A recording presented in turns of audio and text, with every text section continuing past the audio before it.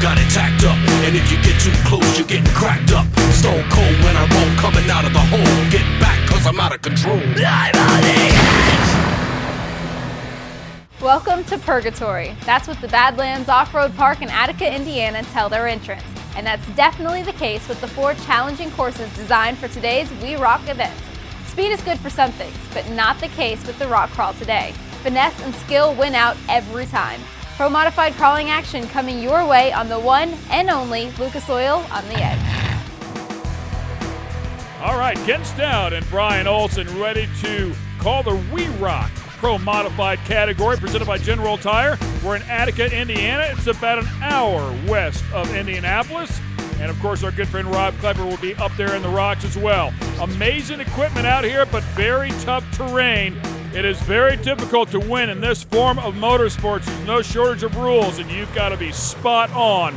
In rugged territory, that is anything but. Let's get it down to Rob Klepper for more. It's a hot and humid day here in Attica, Indiana. We're at the Badlands, and it's time to go rock crawling. Pro modified style, 4 obstacles for these teams to face. When we say teams, very precision rock crawling here today. It takes a driver, it takes a spotter, and of course a great vehicle to get over these obstacles. 4 obstacles. They all climbed them yesterday. Derek West right now leading the points coming into the 4 that they are going to tackle here today. But it's all about the points or lack thereof. It's kind of like golf. Lowest score wins. You get penalty points if you do something that the officials don't like. If you hit a cone, if you have to back up, if you have to use the winch, or the big one that will take 40 points onto your score, that will be timing out. 10 minutes or more to cross an obstacle, that's a problem. Rock crawling at its best here in the Badlands. And let me just tell you what, as we get ready for our course number 1 here with the Pro Mods, they call this place the Badlands for justifiable reasons. It is a tough course, maybe one of the toughest in the world. Okay, we'll get things started here. You can also hear the rain falling. That just adds a little something to it. Derek West and spotter Richie Keller. Richie also a driver, so it's good to have a spotter who also understands what the driver's going through. Now keep in mind, if the spotter touches that vehicle, they will start adding points. Josh Wilson, Rusty Bray, and as you mentioned, Ken, adding points here is detrimental, not advantageous. You want to have your numbers as low as they can be. And unfortunately for Rusty Bray, you can see he clipped a cone as he was going down there. It was cool to watch that machine lift up that right rear tire, though. It has to be an eerie feeling inside of those things as well when you get on such a sharp degree of angle. Blevins and Craig going at it. There's a lot of technology in here. Independent brakes, independent steering. They can do a lot of stuff. And no cookie cutter machines here in this category here of Pro Modified. And what I mean by that is no 2 vehicles literally are alike. Justin Lawson, his spotter Cody Keller, and there are some added points already as 1 cone down. Yeah, it seems as though getting through that gate without hitting that cone is next to impossible. We'll find out if anybody else can do it a little earlier on. So an addition of 10 points there. You know, it's weird that we compare this to golf, but the only real way that you do is because you want your score to be low. And I guess at the end of the day, the spotting of the cones could be similar by nature to the day-by-day spotting of, you know, a hole on a green. This Lucas Oil On the Edge telecast is being brought to you by Lucas Oil. Made in America, sold to the world. General Tire. Anywhere is possible. Ready Lift-Off Road Suspension. A new revolution in off-road suspension design and development. Welcome back to the World Extreme Rock Crawling Championship Series, better known as We Rock at Attica, Indiana. There's a look at your Ready Lift off-road suspension leaderboard as we go into round 2 for day 2. Keep in mind they went through the course 4 times on day 1. They'll go through it 4 more times here on day 2. And the course will have changed here as well on day number 2. Mike Thompson nails at his spotter. Ray Stedler says, you know what, I'm just going to get out of your way here.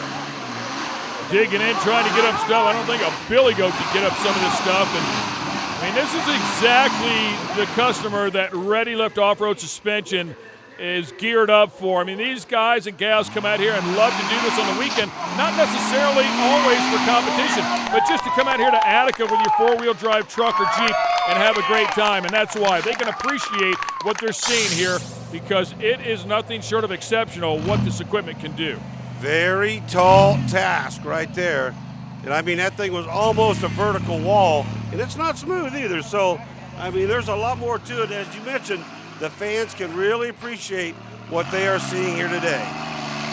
So tough, as you can see, ground clearance is everything here, as is traction. The spotters can come into play, but they can also cost you points. Let's get it over to Rob Klepper. He's with one of the competitors.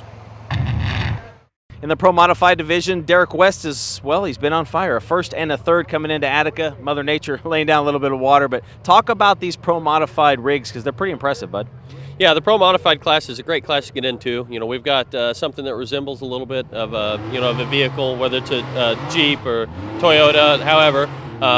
But mine's built by Jimmy's 4x4, and I've been having vehicles built by them for the past 3 years, so I love this car. You know, we do racing as well as off-road rock crawling with it, so it's very versatile as far as what we can do with it. For someone that wants to get into the sport, what's the cost of one of these things, and how much time does it actually take to put it together? Well, a person can build one themselves, and I'm fully capable of doing that, but I know that like Jimmy's 4x4, they've got their stuff down. They know the geometry, how to do that, and they've got packages that are going to start from, a good turnkey vehicle is going to start $65,000 and go up, but you can build one yourself using junkyard parts, and you can probably put something together for $15,000. Well, it seems very reasonable, so to speak. What about Mother Nature today and these obstacles with the extra added benefit of water? It definitely plays a role in things. You know, the last event we had, it rained on day 2, just like it is today.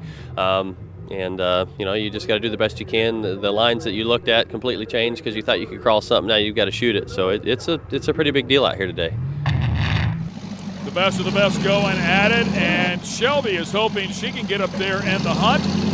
Billy is the spotter, and she's trying to push her way up over this boulder. Now got eye centered right on the center section of that rear end, which actually is on the front, obviously, of this racing machine. And she doesn't want to back up, because if you back up, you're adding points, albeit just one. Oh! But that is a worse alternative right there. And she has not given up. You can see her actually turning into that. Sometimes they'll leave them running and try to pull themselves out, but unfortunately, she's in a tough spot there. She could time out if they can't get a turn back over. And you could even see when she was kicking that thing in the rear end by way of the throttle pedal, she moved a great big boulder that was about 3/4 the size of that left rear wheel. Shelby will get out, and you will see this reaction. Better than pouting. We love to hear from our fans. Go to www.facebook.com and become a fan of Lucas Oil on the Edge. Join our OTE private group or like our page. Then post your comments about this Lucas Oil on the Edge episode. Lucas Oil on the Edge is back with more rock crawling action. 2 courses down and 2 to go. Some might argue that the spotter is more important than the driver, and I think that might be true on this 3rd course. Mother Nature has not been kind to the drivers today, and it's made course 3 especially tricky. Okay, let's get back to the action here on course 3, day 2. This is B3, so here's a look at your Ready Lift Off-Road Suspension point standings as they are right now. And we'll go back and take a look at Shelby Gilstrap once again, has been righted and will continue on here. Just barely using that throttle, just real gingerly. I mean, the key to the whole thing here is low number of points. You're really not running against the clock per se, unless you go further than the maximum amount limited. All right, let's continue on here. Take a look at this one. Bray and Wilson. Talk about being precise. Bray has gone up and is backing down through this gate. Why? To set himself up for the next gate, which you will see happen here in just a moment. And the one other thing you're about to see here is that the spotter at any time has the right to move rocks around. There is no penalty for that. If it makes it better for your driver, then you got the opportunity to do it. It is very much in the legalities of the rule book to do so. So we saw him stack a few there, and this gate right here is extremely narrow. Makes it look easy. That's how you do it. You back down one, you set yourself up for the next one, and just step on the throttle, drive it up through there, and now Bloom and Bloom. Well, this, you might not recommend doing this every day. Woo. I don't know that you want to stand underneath one of these things. He got some faith in that driver, doesn't he? Holy cow. Well, Oh, wait, one more. there we go. That's what we were looking for. You're going to go now. Now mash on it. That's what he's going to do. Let's see what he does. Boy, in the back of it, kicked over to the side there just a little bit, and that's the trouble you can get in. There goes the cone, and it cost him 10. After all that work, got that thing to the top and just barely. I mean, at the last millisecond, bumped that cone. Roar's had a great run out here so far this weekend, and Wolford, as they are points leaders, has to back up here. That'll cost him a point. As long as he can get through the gate cleanly, and he does. It's better than losing 10. I should say gaining 10. Now there's one of the machines, Justin Lawson's machine, that went around the tree and did it, I don't know whether you call it the right way or Conventionally, you would think, right? Yeah, the more But conventional way. Unfortunately, we'll now have to turn around and, at the very least, add a point for backing up to line up for this one. That looks pretty cool. He's just sitting in there smiling. You can see the air pressure very, very low in those tires so that they'll get some bite. Yeah, take the pressure out, more tire width, more tire to the ground, the better off you are. You can see the safety harnesses there from John Crow, Crow Enterprises. And John Crow, a competitor himself in a number of different disciplines. Really nice guy.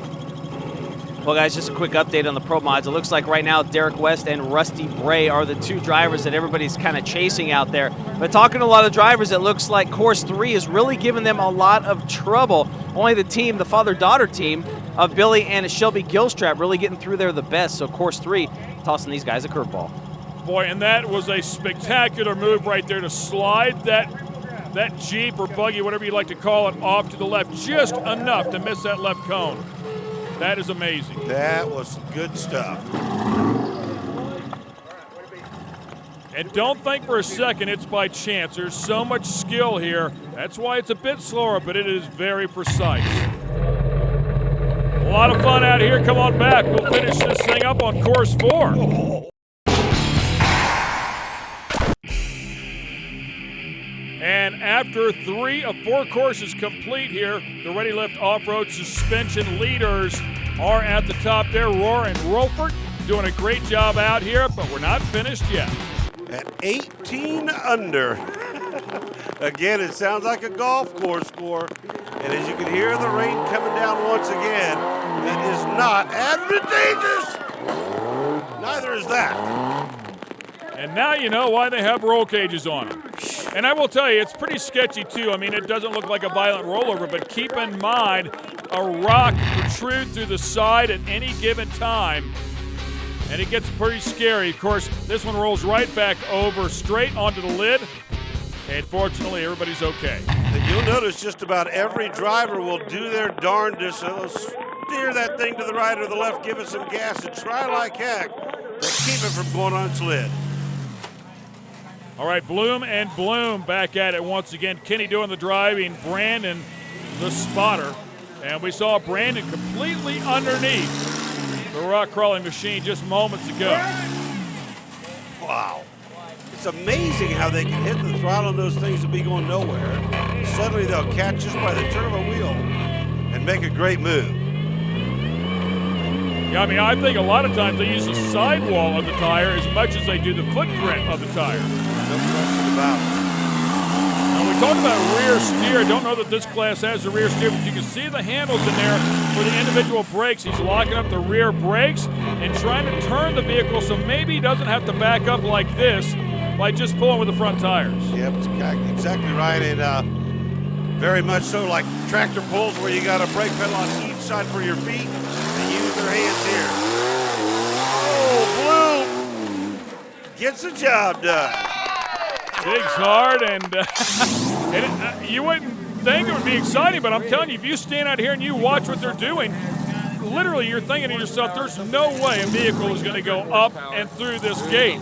So it is very exciting to come ahead and watch them do what they do. They're so good at it. It's just absolutely incredible what these vehicles can go over. It's really hard to imagine, I'm not kidding you, that you'd think that anything, I mean, you could barely probably make it up there on foot, but for these machines to do it, it's amazing. Yeah, and I think there's some areas where you can't get up on foot. You have to drive up and over. Oh, man, there's another round of applause. Yeah, those General Tires, I mean, taking a beating out here as well because they get put through their paces on these very sharp and rough, rugged edges. Hold on, hold on. And back on all fours. And another round of applause.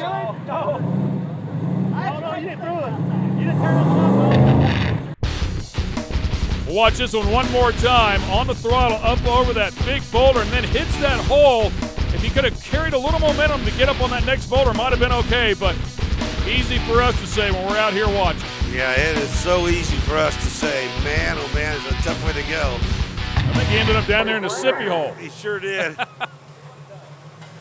Derek West and Richie Keller ready to go at it here one more time. And you can see they are communicating by way of radios and actually lost power right there. a little bit of a sketchy moment. There's so much going on in there. And you know, they're not going any kind of speed whatsoever. Just look at how that thing is tweaked up. Talk about travel. The front end, I mean, the third member assembly. Oh! Not able to save it right there. Still on the throttle. They're trying to drive out of it. And it does not. And he's not going to be able to do so here. That's the thing. Once you get to a certain point, as long as there are at least two tires touching the ground, really as much as one, you've always got an opportunity to try to put that thing back up on floor. And keep in mind, when you're at those extreme angles, typically the engine will lose oil pressure. So needless to say, they've had to take precautions to make sure that those engines get oil even at those extreme angles. Boy, that's a tough break right there. Danny Rohrer coming up next. Woo! You got to be pretty physically fit for this, too. Well, you heard it right there. Woo! Can get pretty sketchy pretty quick. I'm not so sure that's what I'd be saying, man, but it's cooler than heck to watch. I know that much. You got to hand it to drivers and the spotters. And that last vehicle was driven by Danny Rohrer and Chad Rolford, the spotter. Congrats, they are our winners. As you take a look at the Ready Lift Off-Road Suspension final standings. Well, guys, catching up with the Pro Mod team that, beat everybody else. Chad Rolford, the spotter, and, of course, Danny Rohrer, the driver. But obstacles this weekend, Mother Nature out there playing with us. What was it like behind the wheel? Oh, it really took every advantage you have as a rock crawler just went away as soon as that rain started coming, and my spotters are really good help, and we got some really good equipment here on the buggy, and just a lot of pushing through, a lot of gas pedal, and kind of made it through somehow, poked out ahead of some of the other really good competitors here. Listen up, Lucas Oil on the Edge fans. It's time to prove how much you love OTE by downloading the free Lucas Oil on the Edge app for your iPhone and iPad. You can check out the OTE schedule, see past shows, and meet the cast. In addition, you can browse the OTE apparel. This is an app that has it all and is a must for every Lucas Oil on the Edge fan. This Lucas Oil on the Edge telecast is being brought to you by Lucas Oil, made in America, sold to the world. General Tire, anywhere is possible. Ready Lift Off-Road Suspension, a new revolution in off-road suspension design and development. We're back with a bonus OTE event. Who wouldn't be happy with a little extra cash? 6 of the top pro riders are lined up and ready to take a stab at the $1,300 prize. Fastest rider starts in the back. Let's light them up. And welcome to the Jim Sumner Memorial Dash for Cash. Ken Stout and Brian Olson here to call it for you. It's the 27th annual Dairyland Classic Dash for Cash presented by Lucas Oil. 6 competitors will come out here and line up for the money. The race is 6 laps in distance, and they'll start them much like they do in track and field with the number 1 position to the outside and then staggered backwards to the last rider, of course. The bike at the back, while you may not think it's got an advantage, sometimes it does indeed do so. Here we go. The key is always at the start, man, and making it through that first couple of turns. Oh, baby, they're all over the place. Trying to settle in. These first couple of laps are so exciting all the time as these guys go out there and look for the very edge. Once again, just constant corrections as those things want to slide out from underneath the riders. The top 6 qualifiers, as Ken mentioned here, a little race within a race for 6 laps. It's some extra money on the line right here. The dash for cash. 94L, Jacob Cunningham, then Jethro Halbert right behind him, the number 69. A couple of Halberts, Sammy Halbert on the number 7, a little bit deeper, just right behind Jethro. So 1, 2, and 3, nose to tail. Yeah, Sammy's made some pretty good moves on that 7 machine. Like you said, he's already up to the 3rd spot. Jethro right in front of me. He'll make a move right here. Applying pressure right there, but you get out of that, that light red area and you lose grip. Right there on the bottom, you can see where it's just a little bit redder. That's where the grip is. When you get up where the black is, it's slick there. So if you try to get around the outside, you lose some grip. They're literally within an inch of each other. Oh, man, that is tough stuff right there. They are so talented, and what a beautiful move. That could be good for 2 spots right there. The number 9 of Jared Mees really doing a beautiful job there. Picks up a couple spots.